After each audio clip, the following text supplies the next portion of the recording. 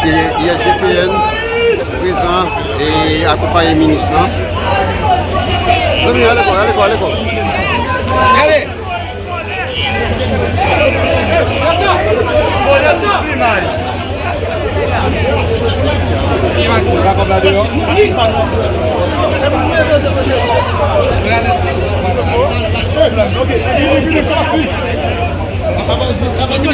Voilà, ça c'est le ministre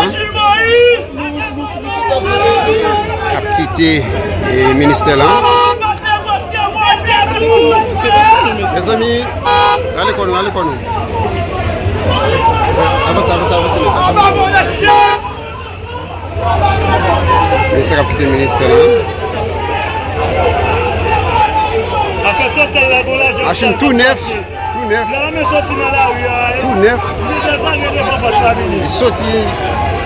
On a fini prêter serment comme ministre. Tout ballon machine tout neuf. Pour faire travail pays. Avancez, messieurs. Vous avancez. Daniel,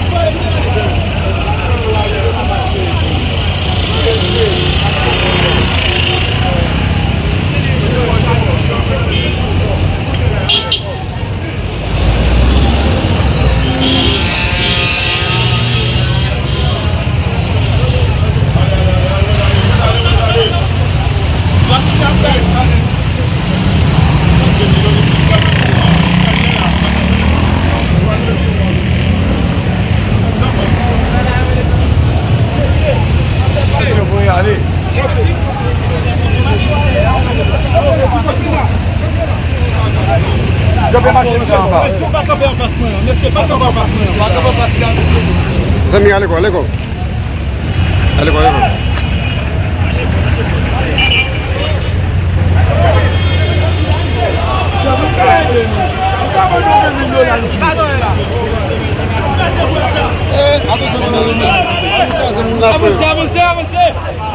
Avancez. Allez. L'autorité que chef gouvernement conféré, je déclare le ministre des Affaires sociales investi maintenant dans cette action.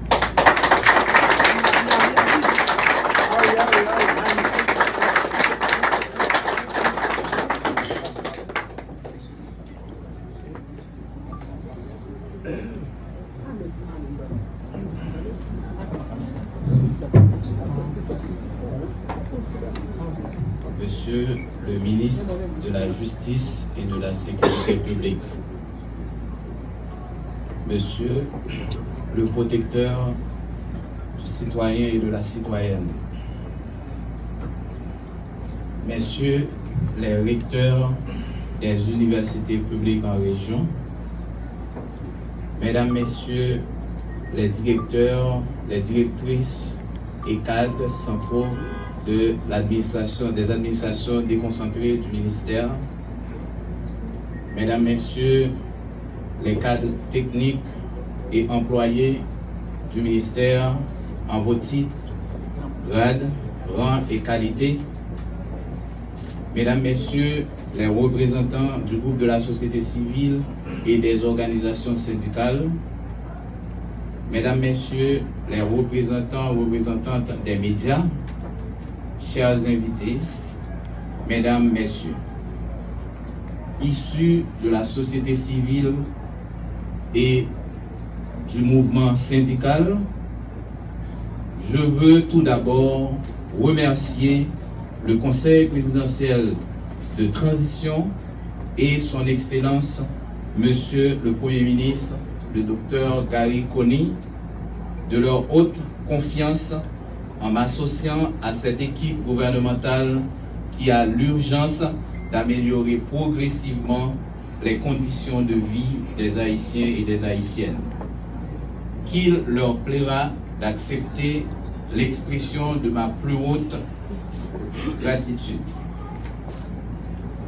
Aujourd'hui, notre pays vit un moment triste de son histoire qui exige que chacune de ses filles et chacun de ses fils mettent à contribution ses compétences et ses capacités pour relever le défi auquel il est confronté. C'est à ce carrefour historique que le devoir m'appelle à servir. Et avec la plus grande humilité et simplicité, je ne fais qu'obéir. En prenant ici fonction comme ministre des Affaires sociales et du Travail, je nourris une pensée spéciale à l'endroit de toutes les victimes des événements malheureux qui ont semé le deuil et la désolation au sein des familles haïtiennes au cours de ces dernières années. Je pense aux enfants, aux filles et aux femmes violées, aux personnes déplacées internes qui vivent dans des conditions dégradantes, aux familles décapitalisées plongées dans le chômage, à celles et ceux qui ont perdu espoir. Je veux leur dire combien ce gouvernement auquel j'appartiens se sent concerné par leur situation et l'état actuel du pays en général. Le gouvernement s'engage à tout faire. Le gouvernement s'engage à faire tout ce qui est possible pour redonner l'espoir à chaque Haïtien, à chaque Haïtienne. Ainsi, je donne la garantie de m'acquitter de ma tâche avec courage, sérieux, dans l'honneur, la transparence et la dignité. Mesdames et messieurs, en prenant ici fonction comme ministre des Affaires sociales et du Travail, je nourris une pensée spéciale à l'endroit de toutes les victimes des événements malheureux qui ont semé le deuil et la désolation au sein des familles haïtiennes au cours de ces dernières années. Je pense aux enfants, aux filles et aux femmes violées, aux personnes déplacées internes qui vivent dans des conditions dégradantes, aux familles décapitalisées plongées dans le chômage, à celles et ceux qui ont perdu espoir. Je veux leur dire combien ce gouvernement auquel j'appartiens se sent concerné par leur situation et l'état actuel du pays en général. Le gouvernement s'engage à tout faire. Le gouvernement s'engage à faire tout ce qui est possible pour redonner l'espoir à chaque Haïtien, à chaque Haïtienne. Ainsi, je donne la garantie de m'acquitter de ma tâche avec courage, sérieux, dans l'honneur, la transparence et la dignité. Mesdames et messieurs, nous assistons à la désintégration de notre société. Cela est notamment dû à un processus croissant de paupérisation et de marginalisation sociale. Le pays n'arrive plus à nourrir sa population. Environ 5 millions de personnes souffrent de la faim. Au cours de ces 6 derniers mois, la violence des gangs armés ont contraint plus de 500 000 de nos concitoyennes et concitoyens d'aller se réfugier dans des campements de fortune, ce qui constitue une violation de leurs droits. Parallèlement, notre système d'aide et de protection sociale, fondé sur le revenu du travail et vieux de plus de 50 ans, se révèle clairement inefficace à la jouissance des droits socio-économique de la population. La violence des gangs armés a aggravé davantage cette situation, occasionnant des pertes d'emplois, notamment dans les secteurs sous-traitance et informels, la faillite de beaucoup d'institutions, d'entreprises, etc. Le désespoir de nos jeunes les pousse dans les aventures périlleuses de l'immigration illégale, particulièrement en République dominicaine, au Chili, au Brésil, au Nicaragua, aux États-Unis d'Amérique et j'en passe. Mesdames, Messieurs, permettez-moi en la circonstance de saluer le ministre sortant, M. Rico Audenay-Pierre, qui me passe le maillet aujourd'hui, même lorsqu'il est absent à la cérémonie. Il a dû faire face aux grands défis auxquels la grande administration est confrontée au quotidien durant ces 3 dernières années. Je lui souhaite du succès dans ses prochaines entreprises et lui rappelle combien la République a encore besoin de lui, de ses compétences et de ses expériences. Mesdames, Messieurs, le ministère des Affaires sociales et du Travail doit apporter des réponses urgentes et réalistes en vue d'améliorer rapidement les conditions de vie de la population, particulièrement les plus vulnérables. Dans le cadre du plan d'action du gouvernement, le MAST devra travailler avec tous les secteurs concernés pour lutter contre la pauvreté, mettre en place une politique spécifique d'accompagnement des personnes déplacées internes et des jeunes. Le ministère devra instaurer un dialogue social permanent entre les syndicats, le patronat et le gouvernement dans l'idée d'assurer la viabilité et la sécurité des emplois et la compétitivité des entreprises nationales. Le MAST a l'obligation de mettre en place un socle de protection sociale au bénéfice de la population les plus vulnérables dans une perspective de protection sociale universelle. Il est impératif de travailler rapidement à la rationalisation du fonctionnement et de la gestion des organismes de sécurité sociale, notamment le service d'assurance de la fonction publique, en vue d'une meilleure prise en charge des assurés et des bénéficiaires pris généralement.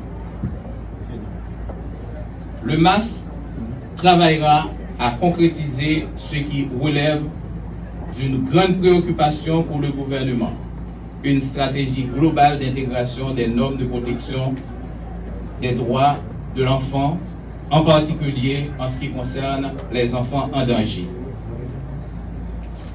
Dans le même sens, seront prises en compte à travers des programmes adaptés les exigences d'insertion socio-professionnelle et d'accessibilité pour l'inclusion des personnes à mobilité réduite. Enfin, en référant à la résolution 2699 du 2 octobre 2023, le ministère des Affaires sociales et du Travail aura un rôle majeur à jouer dans la stabilisation et l'instauration de la paix sociale dans le pays, indépendamment des activités qui seront menées par la mission multinationale d'appui à la sécurité.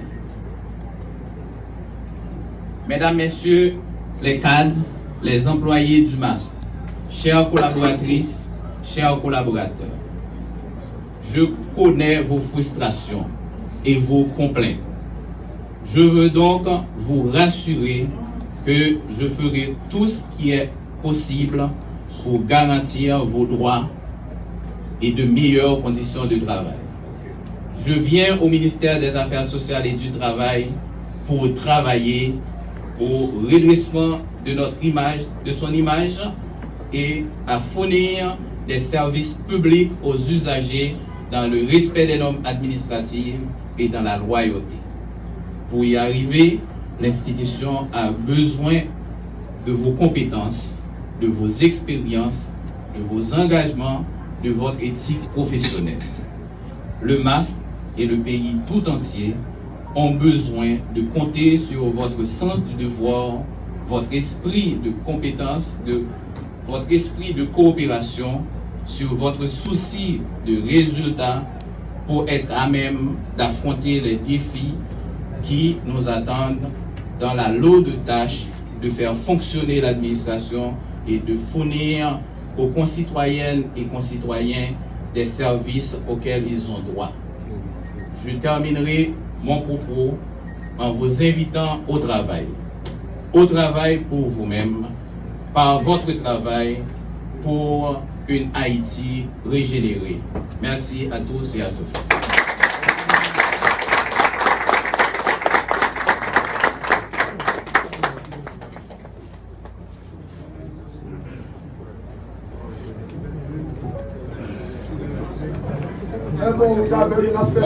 Nous vous disons merci, mesdames et messieurs, d'avoir assisté à la cérémonie de ce matin.